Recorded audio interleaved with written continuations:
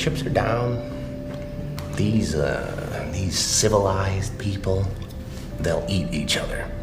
You are the unvaccinated. You are the problem. It is the unvaccinated who are the problem, period, end of story. The only people that you can blame, this isn't shaming, this is the truth. Maybe they should be shamed, are the unvaccinated.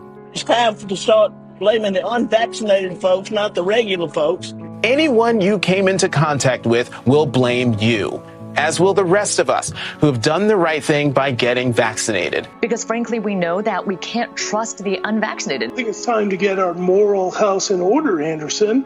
It's the unvaccinated who are the threat. All of us vaccinated folks are going to start wearing masks to protect the unvaccinated folks.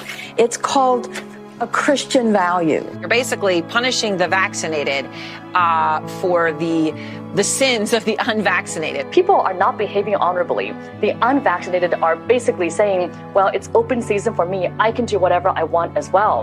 The unvaccinated are basically beating their breasts and running around the country saying, we don't care, we're living free and so forth. We've been patient, but our patience is wearing thin. The unvaccinated, a group that includes children and people acting like children.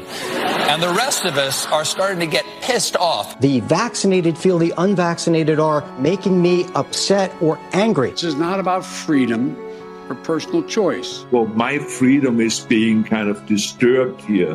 No. Screw your freedom. The other day, Howard Stern weighed in with a much different approach. Take a look.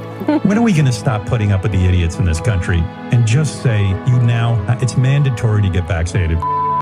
Their freedom. But you're treading on our freedom and you're making other people sick, and really you're killing other people. The anti-vaxxers, they seem to have a thing for death and home remedies. The anti-maskers turned anti-vaxxers are not just putting their own lives at risk. If that was the issue, we could just say that we can watch them compete to win place or show in the Darwin Awards. We have to start doing things for the greater good of society and not for idiots who think that they can do their own research. And don't get me started on the lunatics who won't take any of the COVID vaccines. Life is too short to be an ass. Life is way too short to be ignorant of the promise of something that is helping people worldwide. Maybe you're doing it because you're disconnected or disorganized. Maybe you have some sympathetic psychological reasons. But maybe you're just being antisocial. Oh, you can't shame them. You can't call them stupid. You can't call them silly. Yes, they are. Those who are not vaccinated will end up paying the price. The unvaccinated should be taxed.